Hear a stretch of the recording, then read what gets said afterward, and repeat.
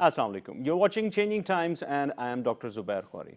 The relationship between Pakistan and India have always been on a seesaw ride. It has always been topsy-turvy. It has always been sometime looking very good and other times not very good. The recent development of the visit of the Indian Prime Minister to Pakistan, particularly on the birthday of the Pakistani Prime Minister Nawaz Sharif last year, was for some people a harbinger of the opening of the new ideas into the peaceful relationship in this region. But unfortunately, that has not developed or gone far.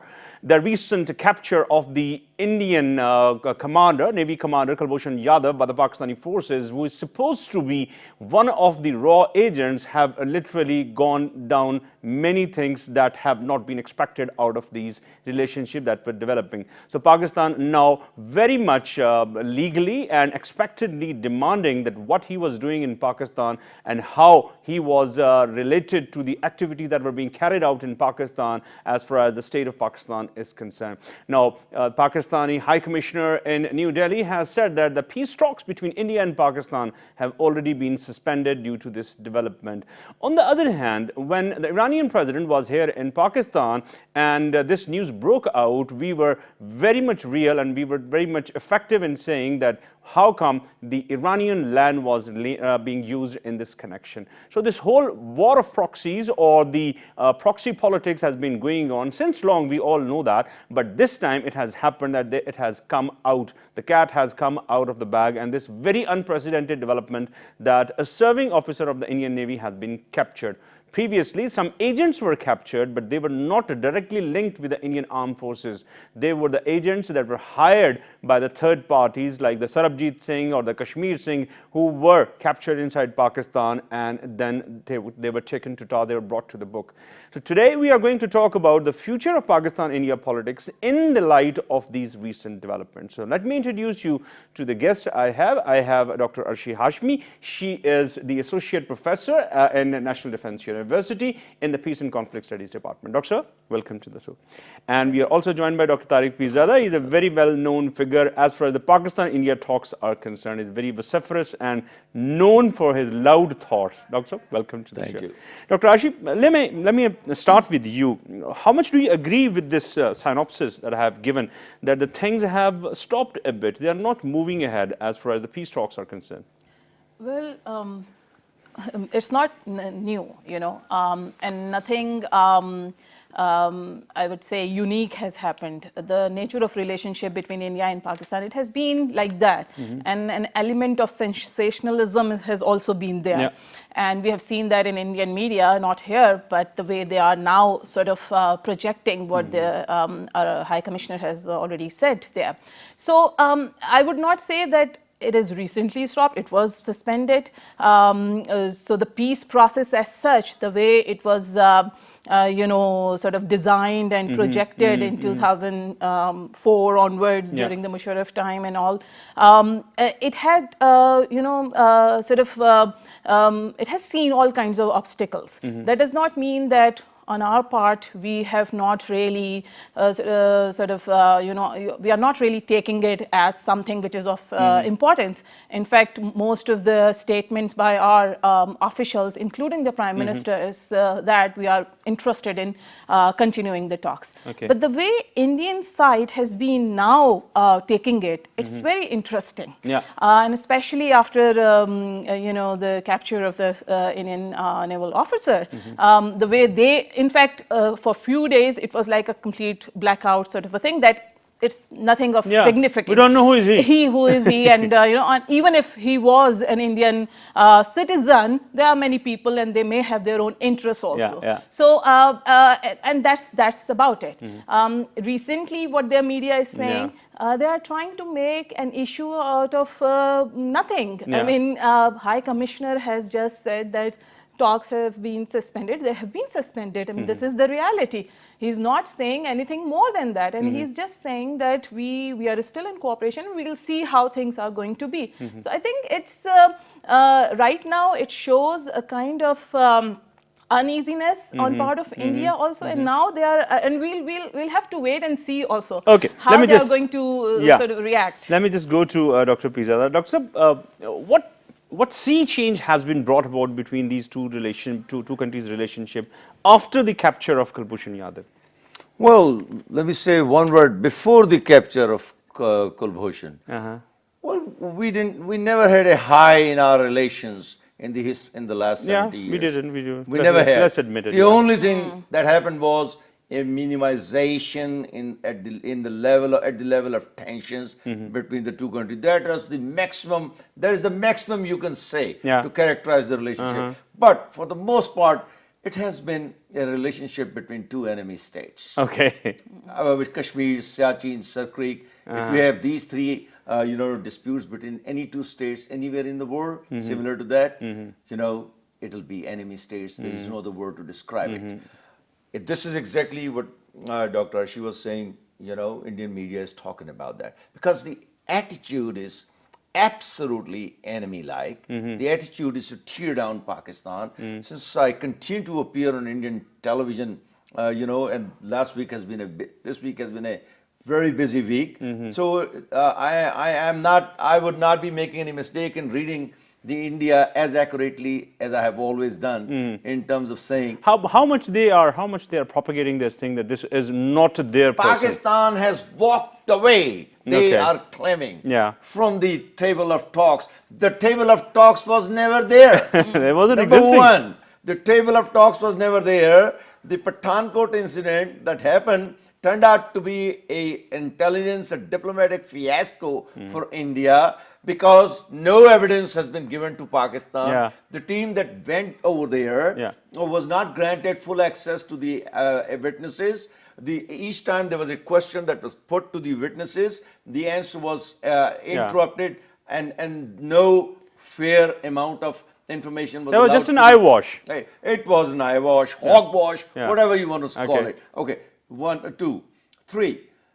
Since the time the Kulbhushan incident has happened, it is the greatest intelligence coup of the history of modern times. I mean, look at the number of countries we are dealing with. United States, China, France, England, Iran, Middle Eastern countries, Afghanistan. This is a spectacular thing that has happened, and I'll give 1 million kudos for the ISI for doing a great job. Somebody was saying that, let me get a bit cheeky on it, somebody was saying that it was the catch done by the Afghan Taliban who eventually handed over to the Pakistani authorities. Well, this is what the Indians are claiming. Well, the Afghan government is a friend of India, not of Pakistan. So let me put. Number 2, a lot of people are saying this is a raw agent we are talking about. His service will last until 2022. So there is Indians are admitting for the first time that he is our naval officer. Okay, let me just go to Dr. Arshi on this. Dr. Sabha, we have been let me admit that we have been on the mat, particularly after the Mumbai attacks, and they were continuously attacking on us, lambasting us. Look, these people, or the non-state actors as they were accepting it, is the Hafiz Saids or the other people, or the Lashkars and the Jaish that have been involved into this. And we were kind of taking that beating. But this time, have we got a bigger catch than we were expecting? Well, it depends how we, sort of present it. And we are, but in fact, this is something which is contrary to what had happened in the past. This is something which we can really make something out of it. Now it depends on how we are, going to make it more internationalized. And this is something which is a biggest fear in Indian government and in Indian media also, that something which has been right now, in the hand of Pakistani officials, an issue which can become,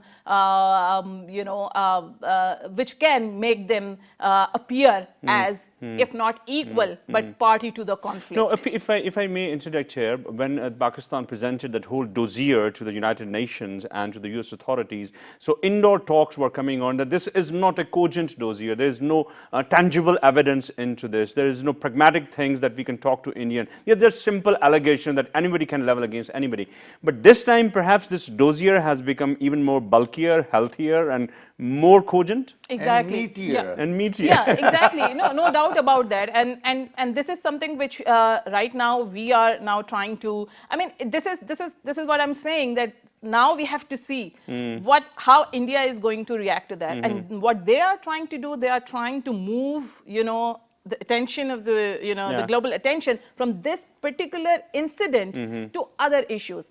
What they're saying that according to the understanding, Pakistan is supposed to reciprocate. Yeah. And when it comes to reciprocation, we provided certain things, and Pakistan is not really taking this whole issue of terrorism. Now, we are saying that we are taking issue of terrorism seriously because we have got somebody who has been encouraging and, sort of contributing in creating problems in Pakistan. So, and they have got a completely different, sort of worldview. No, So one it's thing is still- the Indian Foreign Ministry, particularly, and their spokesperson, who was on the Twitter right for any next thing, he is completely conspicuous by his absence. Now, it's only the Indian media which is trying to play the Indian Foreign Ministry's case. They are not coming up. They have only given one statement that we want a consular access to the Indian national from the Pakistani authorities. After that, they're off. Because they already know the weak points. I mean, they already know the loopholes. If they say something, there is always something which would come up, from the other side, from the Pakistani side. So they have sort of refrained themselves from saying anything. It's the media which is trying to create the public opinion. And the way media has diverted this whole, issue from a grand, presence of Indian intelligence officers in Pakistan to Sponsoring terror. sponsoring terror, to one of the statements made by our High Commissioner that, look, Pakistan is not interested in the talk. It's like complete, sort of divergent from. They're trying to belittle this whole development. Exactly. But Pezada Sahab, many people are saying that due to Pakistan's economic positions, but Indians have a better economic positions, better relationship with the. No, let me build my argument. Right. So if they have their economic interest in India more than they have in Pakistan, I'm talking about economic interest, not strategic interest or not the security interest. So that is the reason they are being able to sell their case much more efficiently than ours. Pakistan is trying to present it, but perhaps it will not go a long way. Your comment? Well, okay, here is the answer. Well, the Kulbhushan issue, as I say, use the word the biggest intelligence coup of the recent history. Yeah, there's no doubt. And if you read the statement by Mark Toner, as it is in today's papers, it was on TV yesterday, CNN, everywhere, he said, we have this, we are actually keeping a close eye on he used the word, Indian spy caught in Pakistan. Yeah. He used that word. So the word is getting out very fast, and the Indians know that the entire documentation is going to Washington and to all the capitals. And I know that we are making a belated effort, but still it is needed because this is the way we are. So I think Beijing, Washington, London, Paris, Moscow, and all the other capitals, this 6-minute footage of this terrorist, Mr. Kulbhushan, who has been nicely treated, fed well, and who looks so fresh. Yeah, this is an interesting Wasn't thing. he? He looks so fresh, as though he has just returned from Serena Hotel after having a nice dinner. So all I'm trying to say is, Indians are literally, they have lost their mind on this issue. They never expected Pakistan will have such a big fry caught. So I used the phrase in the last 4 or 5 programs. I said, guys, Mother India is a terrorist country,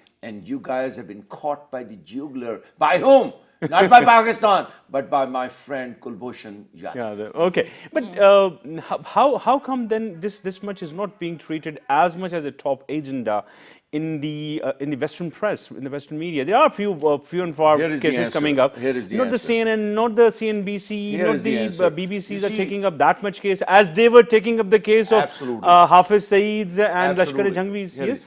Well, here is what happened. In the case of Masood Azhar, they got a slap on in their face. The Chinese literally blocked the veto, killed it, and I raised the issue again not that I want to refer to their program. I said, guys, you tried your best. On the one side, you were bluffing Pakistan. Hey, we are engaging with you, continuing investigations. On the other hand, you were bypassing us, going to United Nations. What I tell you what, you got what you deserve. You betrayed us under the table, and we killed you at the United Nations. Okay, okay, Dr. Ashi, let me just finish one line. Okay. The reason we have not been so conspicuous in our efforts, I'm just being guarded in my expression. Had it been a private channel, probably I would have said a couple of more things. The reason is that the Prime Minister's office was supposed to say something, and the Prime Minister did speak through that meeting of the Security Council that we had just a few days ago, and after which the statement by Mr. Bassett came out from New Delhi. So General Janjua has spoken about it. Janjua spoke, and it is in today's papers that Janjua did not speak. Actually, Ajit Doval called, and he said, we are very much upset by the statement made by Bassett that these talks are suspended. Actually, our team was supposed to come to Islamabad before your did, and we allowed that to happen. But he forgot to say one thing, that while both the countries were doing that, India was playing its game and sponsoring terror throughout Pakistan. It just so happens that we caught him before they could send their team. So that has changed the game. Yeah, I would just like to add that, since you were talking about how the Indians are reacting to that, the media has taken up that role, and it's quite interesting. I was reading something in the, it was published, I think, today in the Hindustan Times, and where the gist of that report was that perhaps there is an understanding that has taken place between the Prime Minister Pakistan and Modi, that the person would be handed over to India. That's not going to happen, trust me. Yeah, I mean, this is how they are trying to build. I mean, this is what I'm saying. They know that their readers. Perhaps they are quoting Raymond Davis' case. I mean, but they think that they are in the same position as the United States. But this is really interesting, the way they are trying to sort of create a public opinion about this, that, nothing big has happened, and this is how Pakistan is now taking this thing up with their Prime Minister. Although on the other hand, the reality is that this is something which we have to, I mean, it will go a long way. It's not something which is now, in few days' time, it will, everybody would get over with it, and, No, so okay, if you're an academic, if we want to build a policy on this big catch, that's a big development. Unfortunately, as you know, that we are working nowadays on a conference, and I'm also working on this subject particularly. But unfortunately, on the academic level, we haven't been able to produce some material on the wrongdoings of India inside Pakistan. We have had a kind of an apologetic attitude. Okay, we will talk to you, let's see. We knew through and through that they were involved in Balochistan, they were involved in Lahore, they were involved in Khyber Pakhtunkhwa, and now this catch still. But still, the power of narrative is not still coming up. Unfortunately, in the academia, the writings have. And largely speaking, there have always been exceptions, and I'm sure there are people who have written. But then you've got people who sort of write official, history, and they talk about things which are, like they are criticized on that there is nothing really in that. So it's just the official sort of a story. And then you have people who are highly critical of the state, and they have got their own. So it's like a clear division, a sort of a realistic assessment of the situation, that if you highlight some of the things which you don't like in your country, there are other things which are happening outside, and especially in the country on across the border. So if you're saying that we did not sort of come up with right policies for the people, for that's okay. That's okay. I mean, we take it. This is it. the academic thing. You can criticize, and this is how people are supposed to do it. But at the same time, you have to tell that what else is happening in the region, who's doing what, and what has been the role. You are absolutely right that kind of a balance where you identify the culprit, whether the culprit is internal or external. So this we don't really find. Right. But the narrative building. Are you finished? Yeah. Let me just complete the earlier point. Why haven't we been able to raise it at the higher level? Look, the day this thing happened, Rouhani was here, the Iranian president, in Islamabad. This is exactly what we do, what everybody does around the world whenever the state visits happen. If there is a major issue that coincides, what you do is, since the media is there, you raise it then and there. It becomes an international issue. So the first day was wasted. The issue was not raised. The second day was almost wasted. On the third day, we were a little productive when Asim Bajwa and Parvez Rashid all came up with that footage. That was a powerful presentation on that day, and I got to give credit to somebody. But that was 2 days late. By this time, we should have had our high-powered delegation consisting of Speaker of the House and the Senate, or Chairman of the Senate, the Sartaj Aziz, multiple ministers from different ministries. A high-powered delegation should have been visiting at this time as we speak. Several capitals raising the issue, meeting the Armed Services Committee, Intelligence Committee in Washington. So what I'm trying to, I'm trying to say is that yes, we can still do that. But look how the events overtake, any given issue. The Kulbhushan issue arose, and suddenly the Panama Papers issue started dominating the scene. So we have a clash of news around the world. So how do we defeat the Panama Papers and keep our issue up on the agenda? So those early. But may I just say, the first week was wasted. That's all I'm trying to say. I'm not criticizing. No. What I'm trying to say is, being a media person, I'm myself a humble student of the media studies, and I teach media also. I have taught it internationally as well. Right. Why is that Pakistani, all the TV channels take up one issue 5 p.m. and keep ragging it till the 12 p.m.? Okay, you take 2 issues of the Panama leaks, and then you have some national responsibilities as well. Okay. Take up this issue and continue with it. That's a fundamental question that you have raised. The issue is, and I hate to say that, and I think a lot of people would hate to see me on their channels if I say that, but I have to say, the problem is, the issue is not understanding foreign policy. The issue is, what is the hottest sell this evening? No, I'm not saying, talking about I'm you. not saying. I am not saying. You go ahead, sell I'm talking it. about these 50 channels. Why all the eight programs in the day should concentrate on only one topic? But this is not how it works over here. They want to sell it 24 hours, every minute of the day. That okay, this is Panama Papers. Let's keep selling them. Let's keep pounding on them. Actually, you're absolutely right. The media should have been balanced. They should have pounded on both the issues. This is how CNN does. This is how other issues they do. They don't lose one issue for the sake of the others. Okay, Dr. I think even for the local consumption, if you have to keep the issue alive, and for example, for the local consumption, Panama leak is more important than somebody doing something. That does not mean that international diplomacy should stop. Whatever you have to do, if you have to sort of project this thing, talk about it internationally, talk to the news agencies, give interviews or whatever. I mean, there are so many different ways to sort of project this thing, to promote this thing, that this is happening, and so. Even if your compulsions are such, and I'm talking about the channels. It's not a matter of compulsion. Let me tell you that the condition that they are suffering from is complacency. One event has come up. It's easier to play up with it. And with this Kulbhushan issue, they need to investigate more. They need to go deeper into it. They need to research into this. So the complacency is taking them over. Was not caught on the 23rd, a week ago. He was caught on the 3rd of March. So actually, I personally believe, just by understanding the way we all understand the issues of intelligence community, most of the information must have been extracted by now. Otherwise, Bajwa would not have been on that major, press conference. Most of it. So that is one thing.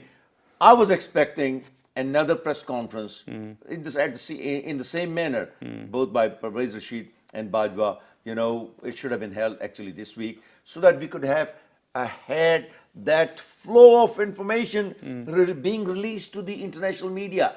That did not happen this week. And again, as I said, the Panama Papers overtook the whole issue. Okay, let me go with the Dr. Ashi on a related issue. Just let's zoom out and bring in the Iranian side as well.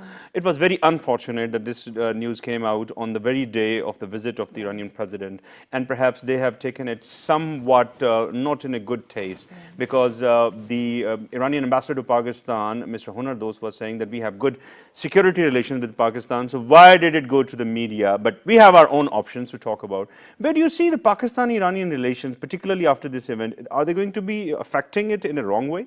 I don't see it happening. And why I'm saying that, because Iranian diplomacy is such that they have kept a balance, between what they do internally and whatever they have outside, especially in the region. And with Pakistan, they have maintained, if not really very cordial relations, but not really hostile relations. So I would not see the relationship going into that direction where there would be tension or sort of a clash of interest would emerge. They would do something about it. The only thing that they don't want is Pakistan coming up and sort of talking about it in front of the media, where Iran would sort of appear as party to the conflict or playing some sort of a role.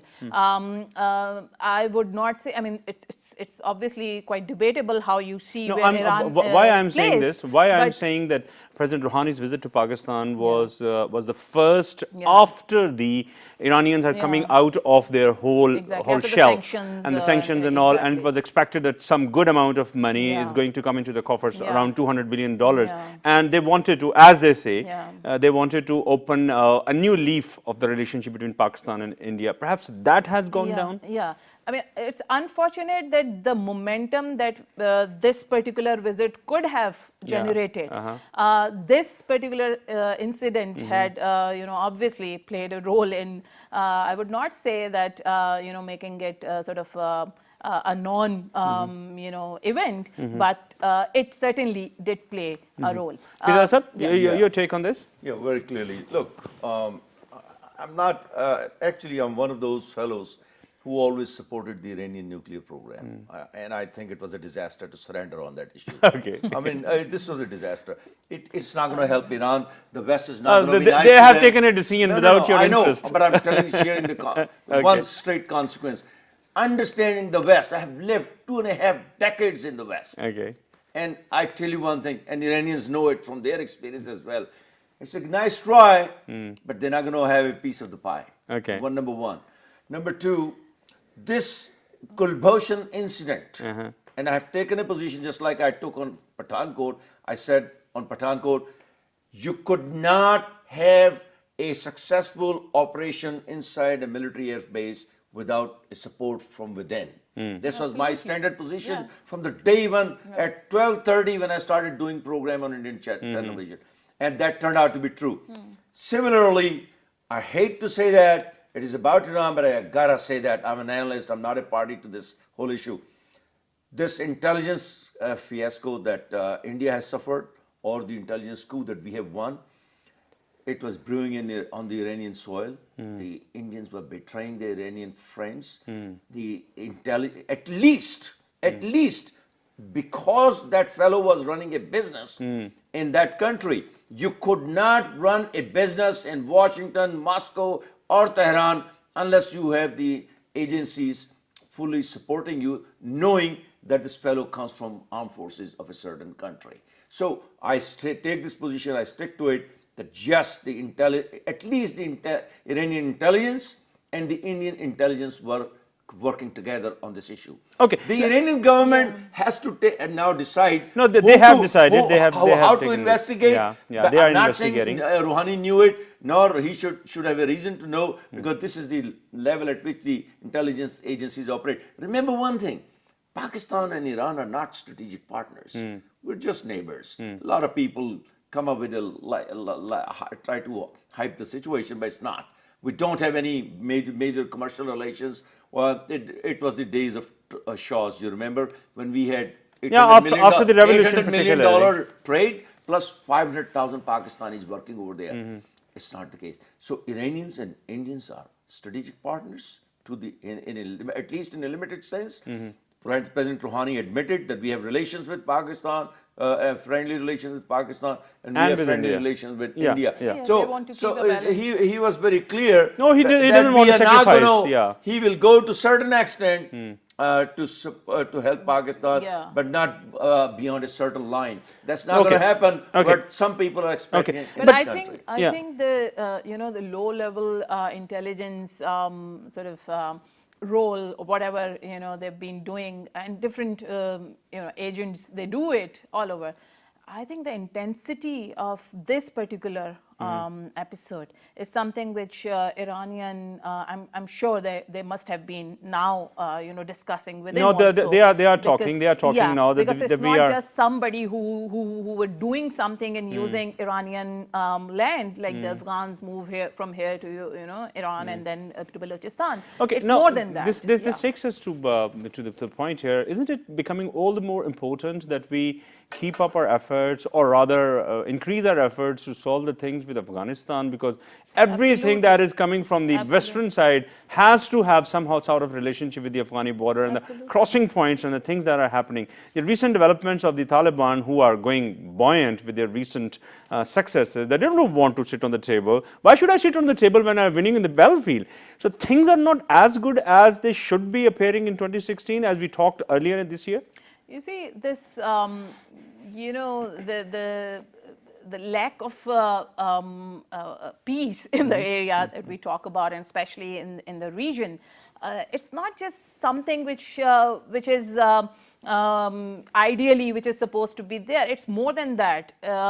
The uneven, unstable, area provides opportunity to all these people to move from one place to another, and then multiple role that they are playing. So it's not really easy to identify that this particular country or this particular agency is against us. So we know that this is hostile, and this is a friendly country, and the agency is friendly. So there are multiple it's a burning roles. pot, yes, Exactly. yeah. So that's why it's very important to have some sort of settlement where we know exactly the area, we know what is happening there, and we can at least identify. There is, Afghan government can always come up and say that these are the people who we cannot don't know. control, Yeah. and we don't even know. And similarly, the Iranian can also say that these are the areas which borders Balochistan, and this is happening, and we cannot handle. So these are the things which seriously we need to work on, and we need to find a solution.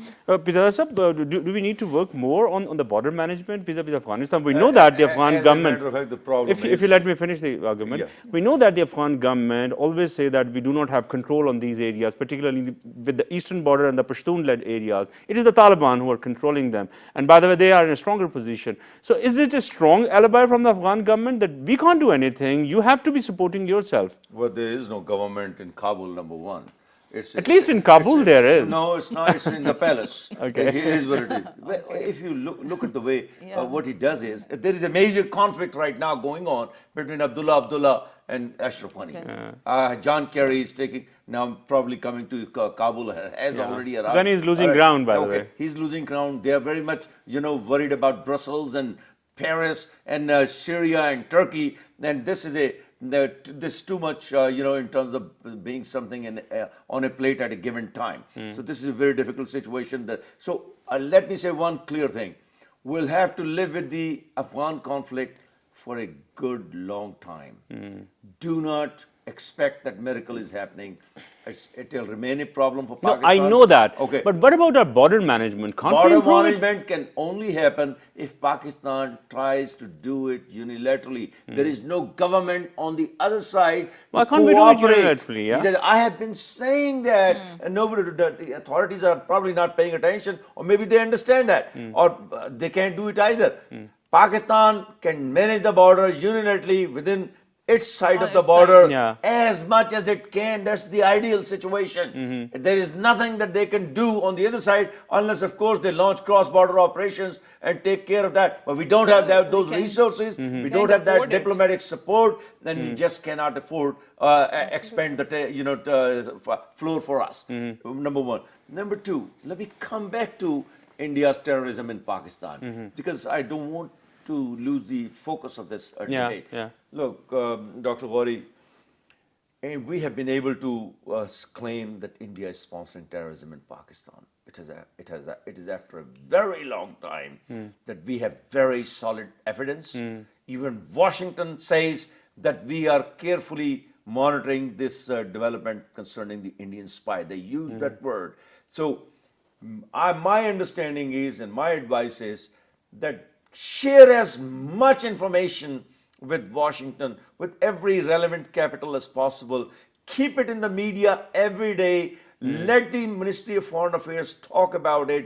There is the notion that we can have normalized relations with India without the resolution of Kashmir, as Basit has quite aptly articulated this point 2 days ago.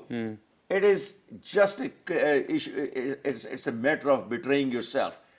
Do not understand, do not believe even for one moment that this issue or any other issue coming up will, or the hope of having SARC conference in Islamabad. So what if there is a SARC conference in Islamabad? It's a non-entity. This forum is the most ineffective forum ever created. You cannot discuss disputed things, disputed issues. You can talk, eat, and have a red carpet and then walk back home. Okay, this is the point exactly that I wanted to conclude this discussion. Where do we stand now? At the moment, there are two paradigms. One is, of course, the confronting course, that we have the strong evidence, there's no doubt about it, and we keep focusing on it, pounding on it. But where do we stand? Where do we go with it? Okay, here is what we do. This is very clear. I'm very clear about it.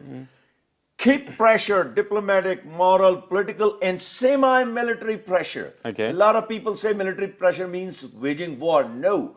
Keep building your strength at the same time. Give $3 billion extra for procurement to the armed forces. India is building. I wish we have.